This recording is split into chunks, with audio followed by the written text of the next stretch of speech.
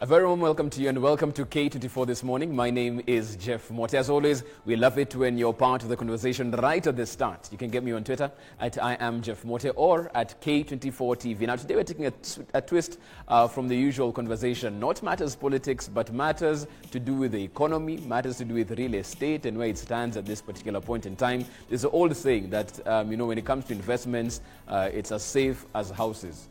Is that still the norm even moving forward after Corona? That's what is discussed in studio. I have a very able panel to take us through the business and the numbers of that conversation. That's coming up in a bit. But even as we see the political rhetoric heating up today, we switch gears to matters economy and specifically real estate. Now, the COVID pandemic has disrupted all markets and real estate has not been spared. How did it fare in 2020 and what's the outlook in 2021? Also, what's the effect of politics having on the economy as a whole? We discussed the state of real estate and the economy on K24 this morning. But first, the newspaper headlines.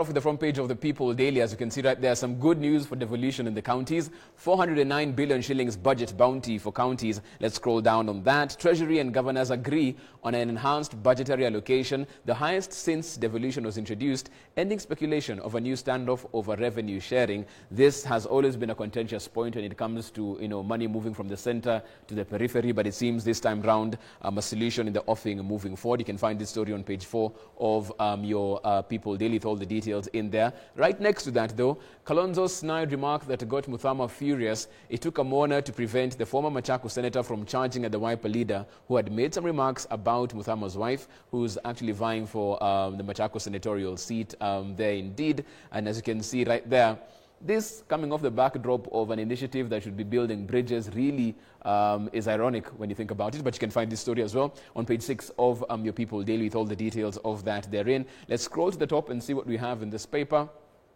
Law heavyweights give CJ position a wide berth. From a sports specialist to a judge with the worst ruling globally, many applicants for the Chief Justice position are not well known. As you can see right there, some people of interest as far as that is concerned who have forwarded their names from William Ouko, Martha Koome, Said Juma Chitembwe, Nduma Nderi, Frederick Ngatia, Professor Patricia Mbote, Philip Murgor, and Dr. Moni Wekesa, just some of the names that are seeking that particular position, but also their positions in the High Court as well need to be filled as well, and those have been forwarded. And you can find this story again on page 2 of your People Daily. If you don't have your physical copy, by the way, you can get it straight to your phone. The number that you dial is *550*4#, and it's brought to you by the People Daily and Safaricom. Let's what the other papers have for you this morning. Look at the Daily Nation's front page. Raila bets on tighter ties with Jubilee, as you can see right there. And this is a quote from the ODM leader. It will be an unstoppable movement. We'll also bring together other parties. River Nile has left Victoria and no force will stop it. ODM leader tells of plans to form an unstoppable, bigger political movement with ruling party and other groups, giving the clearest indication yet of a coalition to take on Deputy President William Ruto in the race for State House. Now, this is a story you can get on page 4 of your Daily Nation with all the details therein. Let's scroll further down on that particular paper. CBC, what we know so far. Of course, some questions even as it continues to be rolled out. Let's not forget for those students who started the CBC learning, they get to university in 2029. So, of course, teething problems as they move along, but the Daily Nation seeking to answer some questions parents and education stakeholders might have on how the CBC will affect learning. They answer those queries, and that can be found on page 6 and 7 of your Daily Nation. And let's what we have at the top of your Daily Nation at this particular point. Right there, they're asking the same question. 13 individuals, but who will be the next Chief Justice? They've all applied for this particular position as the JSC sits down to go through these particular applications and gazettes the short list on that. Of course, very many people focusing on that, and you can find that story on page 5 of your Daily Nation. Let's look at what the Standard has now. Why teachers are new power gurus. Let's scroll down on that. Teachers to get more powers over your child's career, from imparting knowledge to molding character and behavior. They'll also have a big say in the administration of critical school-based tests that will account for up to 60% of the final academic score. So as you can see right now, the CBC's key point also in terms of trying to just delink what has been a very high premium in terms of tests at the end of a particular term period or an academic learning period, and that's why they want to make sure that it's continuous assessment that makes the bulk of the grades that a student gets. You can find that in your copy of your standard. Also in the standard, police responded to Ruto allies' security concerns. Police say DP security is intact after Tanga leaders ask IG to probe alleged absence of officers, plot for chaos in rallies, and withdrawal of MPs' bodyguards. This isn't the first time we've heard such claims, and you can find this particular story on page 2 of your standard this morning. Move it right along, see what you have in the standard now.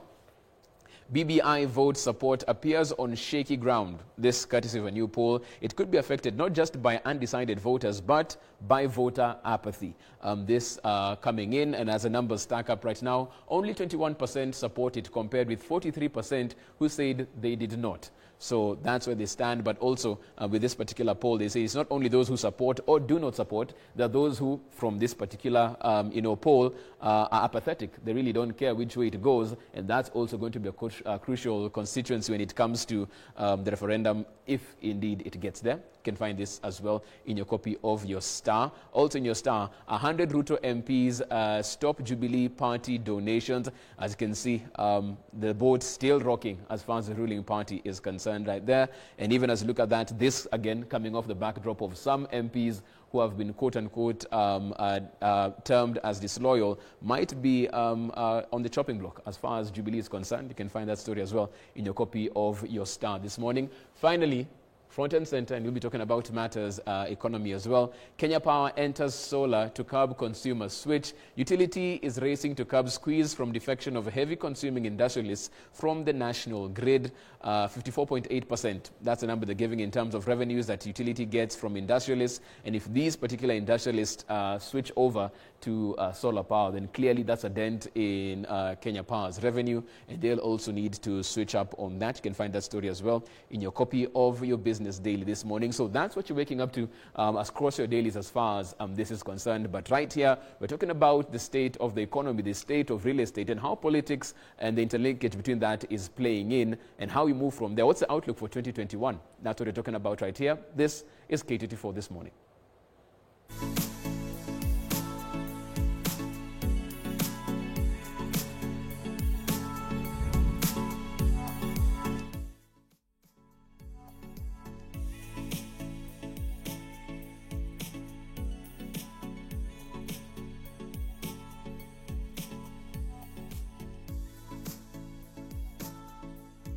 So as always, we're talking about matters, economy. Love it when you're part of the conversation. You can get me at I am Jeff Mote or at K24 TV. Let me get to my panel, all in studio this time round.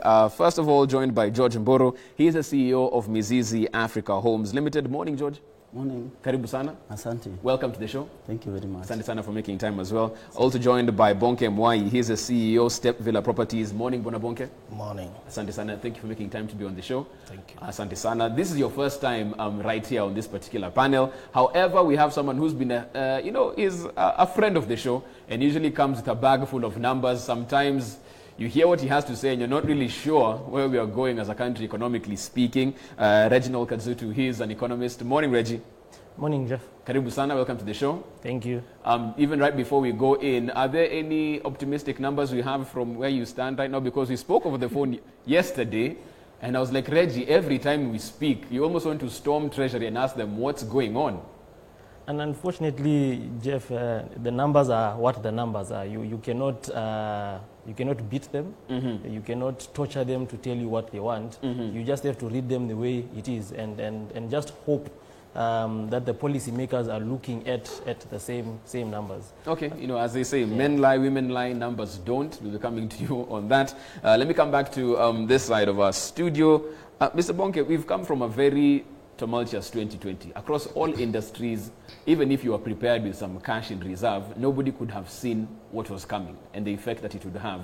From a businessman's perspective, even before we go into real estate, how's the outlook for 2021 looking like? We've seen some indicators, private sector saying that 2021 will be better, will employ more.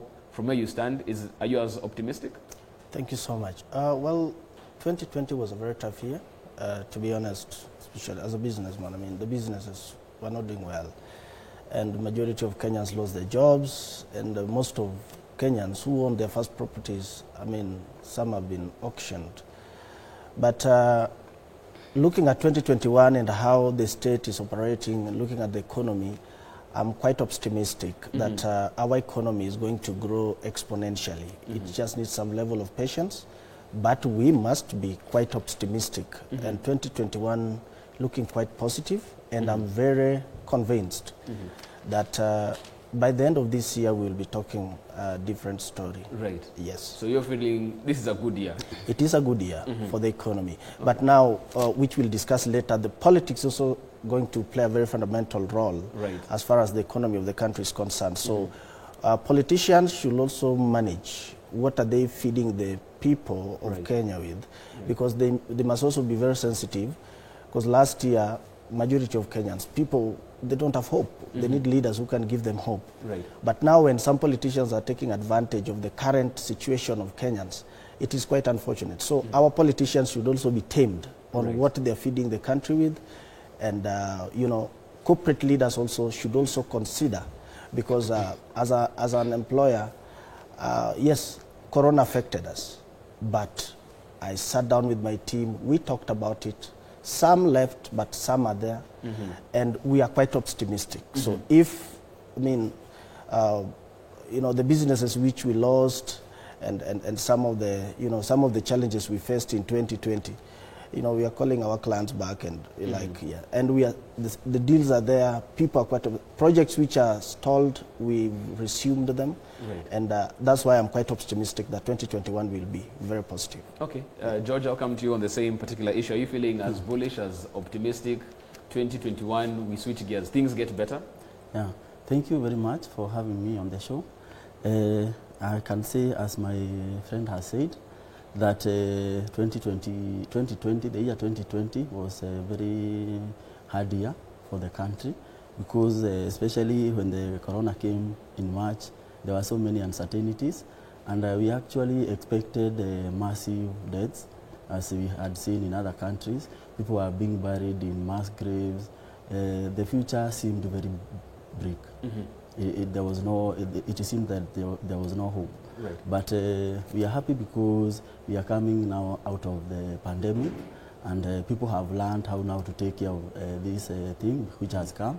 Many people have gotten it, they have gotten well. It's not a death sentence. And we are happy because now people are starting to get back to normal, and people have seen it is not the end of the world. Because I remember, like for us, Mrs. Africa Homes Limited, when Corona came, there were some customers who had shown interest of buying, but when they saw Corona, they said, no, I can't touch this money because this is money for eating. I don't know what will happen in the next few months. And you remember people are shopping in bulk, people going to buy tissues and all those things. But now we are now at a stage whereby we have seen, yes, Corona is here. It's a disease which can be, you don't have to die, you can get it and you get well. We keep social distance, sanitize, we don't have to shake hands. So people have now started adopting to the new changes, and it's a good thing. And having learned actually many lessons in the Corona period, now we are seeing that we also need to support the government. Previously we just used to say the government, but the government also needs us, and as much as we need the government. So people have learned, church leaders, it's also time they take their position, corporate leaders, as well as the government at large, so that we can move the economy to the right where it deserves now, to come from the negativity and start growing. Okay. As a business person, and you look at your books of accounts, are you feeling that change? Is it now positive from that particular point of view? Sure. To be sincere, there has been a positive transformation. People now have started coming actually even in a bigger way, because for us, Mrs. Africa Homes Limited, we do affordable housing, and we use the concept called off-plan. And off-plan is a topic which people did not even want to listen to. But when we came as Mrs. Africa Homes Limited, we have been we have shown people, despite the corona, people need homes because there's a very big deficit for homes, like 2 million, and every year 200,000 according to statistics are needed. Okay. And the only solution is people come together and they do off-plan, because off-plan you join hands and you do it together. You don't have to leave it to a few people and just be a bystander. You come and we walk the journey, and at the end of the day we grow our economy and people get their desires. Okay. Let's talk about the statistics right there. We have a man who crunches numbers all day. Like I told you, Reggie, I'm even afraid to come to you, because when I ask your outlook for 2021, top line numbers, what are you looking at? What are you concerned about? Are you equally as optimistic that 2021 is going to be significantly better than what we saw in 2020? Unfortunately, I'm not as optimistic as my colleagues. They're in business, so they have to be optimistic, because if you're not optimistic, then you have no business being in business. But purely from an economist perspective, when you look at output or GDP growth, one thing that we need to understand in Kenya is 81% of our GDP is driven by private consumption. Yeah, that's what you and me, Jeff, spend money on, buying unga, bread, fueling, and all those other things. The government spending, this whole budget that people normally fight for, only contributes 16% of the GDP. Then another 15% or so comes from investments. Then our net exports to imports actually is a drag on GDP, because it's at a negative 6.3%. So when I look at private consumption, which drives output annually in the country, I look at the factors, what drives that output, what drives private consumption. Then you look at elements of income, wealth, uncertainty, and indebtedness. So if you look at the element of income, people have lost jobs. People have gotten their income slashed in 2020. And none of that has actually been reversed. Secondly, when you look at income, majority of the people in the country are employed in the informal sector, where most of them actually earn either the minimum wage or below the minimum wage. The reversal of the taxation on PAYE, again, has now reduced the disposable income for the people in the private sector for private consumption. People are not paying school fees last year. Now schools are back, they need to pay school fees. So again, disposable income has reduced. VAT has gone back to 16%. You know, people normally look at PAYE in terms of how much you are taxed. But you know, after the government takes their PAYE, if you remain with 40,000, if you spend that whole 40,000 in supermarkets, there's 16% the government is going to hit you. So in essence, you actually less 16% of the 40,000. So when you look at also the element of uncertainty, where does uncertainty come in? As much as the pandemic seems to be in some sort of control, the politics in the country is not really helping. We're going into an election year. Most people are not investing because I'm going into an election year. And this election becomes a bit more critical, and the uncertainty is a bit more heightened because we have what we call an incumbency change. If Uhuru was running for presidency, you'll say, okay, maybe there's policy certainty going forward. But you're going to get a new president who's going to come in. My colleague has mentioned affordable housing. If the new president says to hell with affordable housing, that's the end of that project. And that's the problem that we have in this country, a lot of short-termism policies that are put in place. So we have a lot of policy uncertainty because there's a new government that is going to come in. They will come with their own agenda. It might not be a big four. They might come and decide, no, us, we only want to do a big one. The rest we cannot afford. The country is heavily indebted. So if you look at the budget policy statement that Treasury brought out just the other day, debt service is actually the largest component of the budget. It's more than what we are paying for health. It's more than what we are paying for education. It's more than what goes to, I think it's actually 1,000% more than what we give to the agricultural sector. So when you look at the 3 trillion budget for Treasury or for the government, and you look at where they are spending that money, so you also think, okay, the government is spending. But debt service is number one, followed by national security, followed by justice, government, and all those other things, then followed by education. And the budget for education of around 500 and something billion, 90% of it goes to recurrent, paying teacher salaries. It's not even to research and development. So our government spending is not actually creating policies or forwarding policies that help the private consumption which is the largest pusher of output. So when you look at all these factors going forward, then I do not think we're actually going to have such a stellar year in 2021 or 2022. The effects of last year will be felt in the next 2 years, 3 years proper. And maybe finally is just, you will hear figures of 5% GDP growth or 6% GDP growth this year. But we need to take in mind that we are coming from a low base. So education, which was in negative 30, 40% last year, is going to have a good return this year, but it is not a growth. It is actually just recovering from the loss that we had. So if you want to compare growth for 2021, compare it with 2019 or 2018, then you know whether we've actually grown or not. But comparing it with 2020 is just creating an illusion that makes you create wrong policies or make wrong investments in 2021. Like I told you, when you speak to Reg, you have to brace yourself because rarely does he have good numbers coming from there. Bonke, you'd spoken about the fact that even as you look at the economy peaking, one issue and one critical factor is the politics of the day. As you can see right now, ironically, what should be bringing people together and making things harmonious has proved to be contentious, especially for the political class in the Building Bridges initiative. We are going into what could be a referendum in, mid-year, and then from there, the second half of the year, as we go into an election year.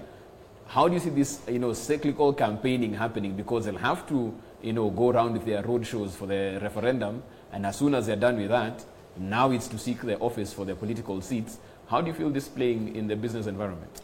Well, thank you, Jeff. There is no way you can promote economy or our economy can grow when you are promoting illiteracy. Because what I've seen in the political arena, there's some bunch of politicians who are really, they're busy promoting illiteracy. I mean, I can't agree with a politician selling a wheelbarrow to my child. Because all these politicians, we know where their children are going to school. Some of them, they've even attained PhD. Some of them are running successful businesses. And when a politician picks a microphone, the only hope they can give the poor is mkokoteni and wheelbarrow. I mean, that's a fallacy. To me, if we want our economy to grow, we must embrace education and we must also promote entrepreneurs. Mm-hmm. Now, the government should come in and support the local developers.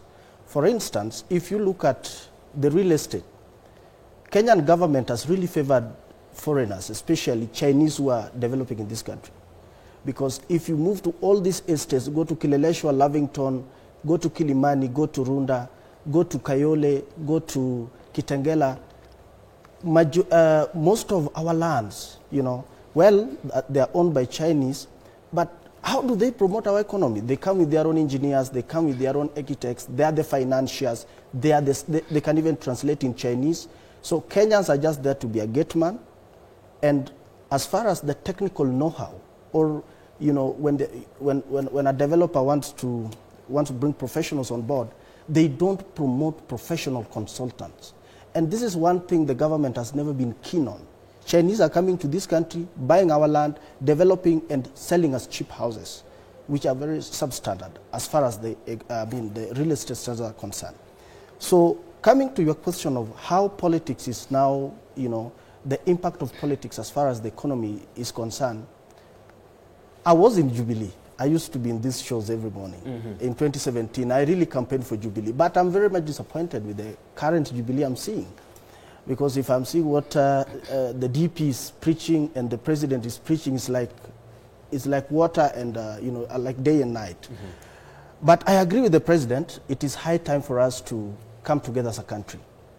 I do disagree with the notion of the DP of bringing Tanga-Tanga, this Tanga-Tanga notion of the mkokoteni and wheelbarrow thing. No, that is not the way to go. Because I remember when we were with the deputy president at Kasarani, when now Jubilee was campaigning for the second term, I had the deputy president promising Kenyans 1 million jobs in a year. I had him mentioning some stadiums. And right now, he's not talking about them.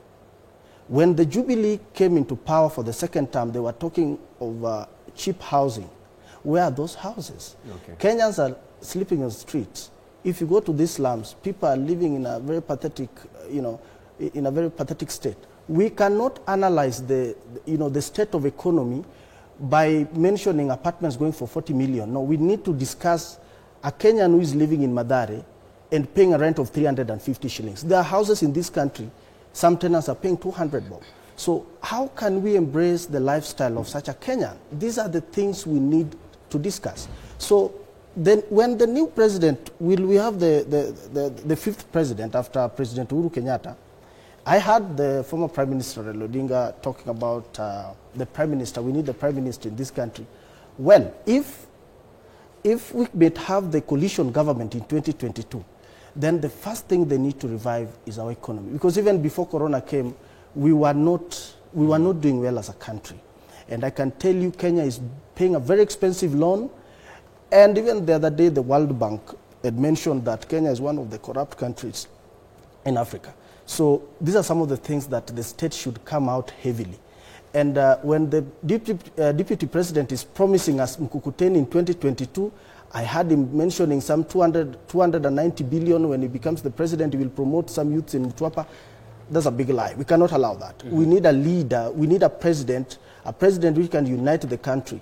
Because I don't understand why there's some section of Jubilee leaders are fighting the relationship between Raila Amolo Odinga and the president. I mean, who was happy with this mandamano every Mondays? Okay, let's take a short break at this particular point in time. I can see Bonki, the businessman, but also very passionate about the politics of the day. I'll come back, get to George, of course, speak about BBI in business, and then focus in on the real estate sector as well and where it stands even as we move forward. It was part of the pillar as far as the Big Four agenda is concerned. What's the status of that as well? That and more after the break. This is K24 This Morning. Don't go too far.